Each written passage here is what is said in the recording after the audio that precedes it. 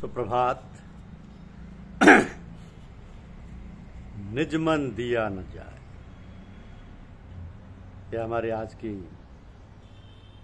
आध्यात्मिक चर्चा का विषय। निज मन दिया न जाए।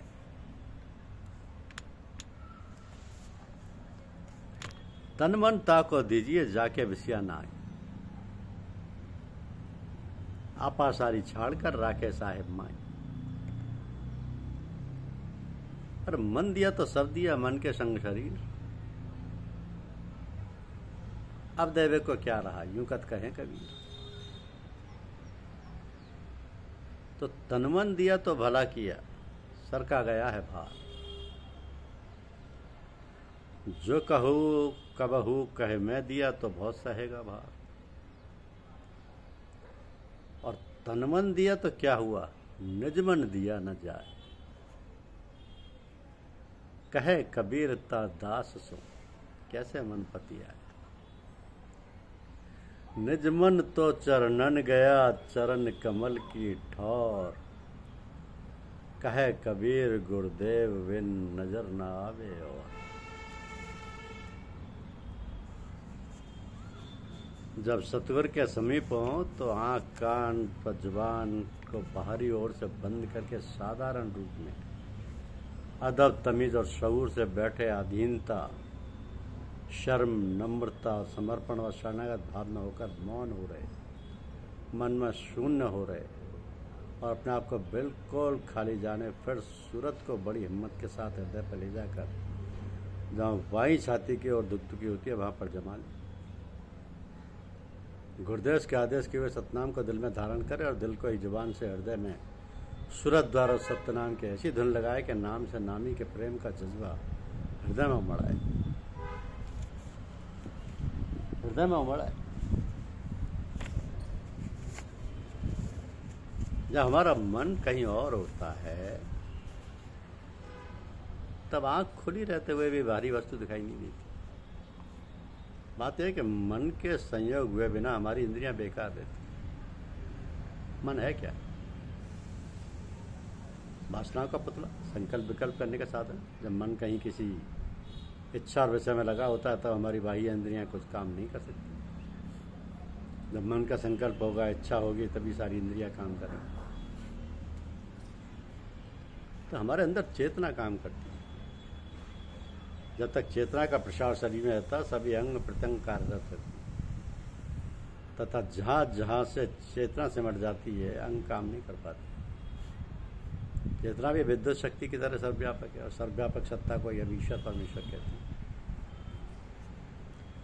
विद्युत शक्ति को प्रयोग में लाने के पहले पावर हाउस बनाते हैं, फिर वहां से बिजली के तार स्थान स्थान पर पहुंचाते हैं। जिस स्थान पर कनेक्शन देते हैं वहां पर मीटर लगाते हैं। उस मीटर से भिन्न भिन्न स्थानों पर तार ले जाकर स्विच लगाते हैं।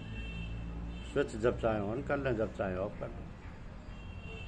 इसी प्रकार हमारे शरीर रूपी कारखाने में मन रूपी स्विच है। अब मन क्या है, जड़ चेतन ही ग्रंथि पर गई, यद्यपि मृषा छूटत कट नहीं। हमारी चेतना की धार जहां जहां प्रवाहित होती है वहीं वहीं अंग चेत जाते हैं, जागृत हो जाते हैं, काम में लग जाते हैं। इस चेतना का संबंध मन ही के द्वारा होता है। हमारी आत्मा चेतन है, शरीर जड़ है। जैसे विद्युत प्रवाहित होने पर भी यदि बल्ब खराब है तो रोशनी नहीं होगी, इसी प्रकार यदि हमारे शरीर का कोई अंग खराब हो तो उस जगह स्विच ऑन होने पर भी मन का, इच्छा का, उधर ख्याल होने पर भी चेतना का प्रसार नहीं होगा और वह अंग बेकार हो जाएगा। यदि बल्ब ठीक है तो स्विच ऑफ है तो भी रोशनी नहीं होगी। इसलिए असली दृष्टि हुई हमारी चेतना। हमारा शरीर एक कारखाना है, मस्तिष्क पावर हाउस। तो विभिन्न प्रकार की नस नाड़ियां, बिजली के तार का पसारा और मन है स्विच। जो चेतना करंट अथवा धार सीधे सीधे आत्मा से आ रही है उसमें कोई मिलावट ख्यालों या विचारों या वासनाओं की नहीं होती। वो अंतर्दृष्टि कहलाती है, दिव्य दृष्टि कहलाती है। जैसे यदि बल्ब रंगीन है तो प्रकाश भी रंगीन होगा, जैसे बल्ब का रंग होगा वैसा ही प्रकाश भी होगा। इसी प्रकार जिस तरह की हमारी वासनाएं होंगी वैसी हमारी दृष्टि होगी। किंतु अंतर में जो दृष्टि आ रही है वह तो शुद्ध अमलिन है, अतः दिव्य है, पवित्र है। संसार के जो विषय काम, क्रोध, लोभ, मोह, मद और मत्सर हैं, इनका संयोग जब मन से होता है तब हमारा मन, हमारे संकल्प, हमारी इच्छाएं दूषित हो जाती हैं। इन काम क्रोधादिकों के अलग अलग रंग होते हैं और जब हमारी चेतना की धार चलती है तब वो रंग उसमें मिलकर हमारी वासना को दूषित कर देती है। तो इच्छा एवं वासना में बहुत अंतर है। इच्छा तो करंट है और वासना रंग है। इच्छा में जब वासना का रंग चढ़ जाता है तब वो मलिन हो जाता है और फिर उसी प्रकार की दृष्टि हो जाती है। सारे कार्य और शरीर के व्यवहार उन्हीं मलिन वासनाओं के सम्मिश्रण से दूषित हो जाते हैं। तदनुसार कर्म रूपी जाल फैलने लगता है। तो जैसे मकड़ी अपने मुख से निकालकर जाला बनाती है, उसी प्रकार हमारी वासनाओं का मनमोहक जाल बनकर हमारे चारों ओर लिपट जाता है। हम उसमें फंस जाते हैं। फिर आवागमन रूपी जन्म मरण का चक्र घूमने लगता है। तो तब तक दृष्टि शुद्ध रहती है, किसी प्रकार की मलिनता नहीं होती। तभी तक हमारे शरीर के सारे आचार, विचार, व्यवहार शुद्ध तथा पवित्र रहते हैं। शुद्ध तथा पवित्र उन्हीं कर्मों को कहेंगे जो ईश्वरीय इच्छा अनुकूल हों, और ईश्वरीय इच्छा अनुकूल वही होंगे जिनमें हमारी इच्छा शामिल नहीं होगी। इसकी पहचान ये है कि उसमें हमें सुख और दुख नहीं व्यापेगा, हानि लाभ आदि का प्रभाव नहीं होगा, क्योंकि वो तो ईश्वर प्रेरित कार्य हैं। जब हमारी इच्छा और वासना कुछ नहीं है तब सुख दुख हानि लाभ का प्रश्न ही नहीं उठता। जब इच्छा और वासना नहीं रहती तब हमारी दृष्टि निर्मल रहती है।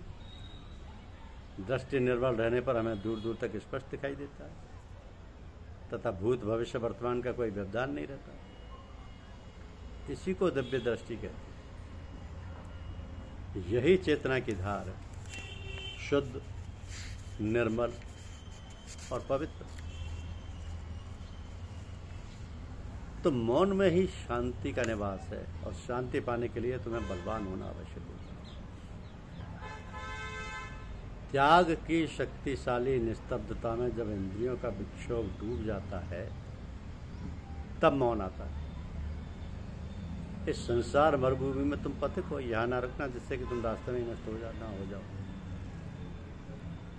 अपने सद विचारों का कारवा बना लो तथा जीवंत विश्वास के जल की व्यवस्था कर लो। सभी मृग तृष्णाओं से सावधान रहो, क्योंकि लक्ष्य वहाँ नहीं है। बाह्य आकर्षणों से भ्रमित ना हो। सब त्याग कर उन पंथों से जाओ जो तुम्हें स्वयं तुम्हारी अंतर्दृष्टि के एकांत में ले जाएंगे। अनेकत्व के जाल में फंसकर उसका अनुसरण नहीं करो। एकत्व के जिस लक्ष्य की ओर संतगण सबसे अलग और अकेले जाते हैं उसी पथ में तुम भी जाओ। विचलित ना हो, पवित्रता में डूब जाओ। एक उन्मत्त छलांग में स्वयं को ईश्वरीय समुद्र में डुबो दो। दिव्य तत्व ही लक्ष्य है और महान ज्योतिर्मय की किरण प्रकृति में तुम्हारे लिए और कोई वस्तु नहीं हो सकती। ईश्वर स्वयं तुम्हारी सेवा करने को बाध्य है, क्योंकि वह स्वयं तुम्हारे भीतर विराजमान है, जिसके प्रति कि वह आकर्षित है। अतः एकत्व ही अति उदार अंतर्दृष्टि का सार है, क्योंकि जो तुम्हारे भीतर है, जो तुम हो, वह ईश्वर है। वास्तव में तुम स्वयं ही दिव्य हो। धन्यवाद।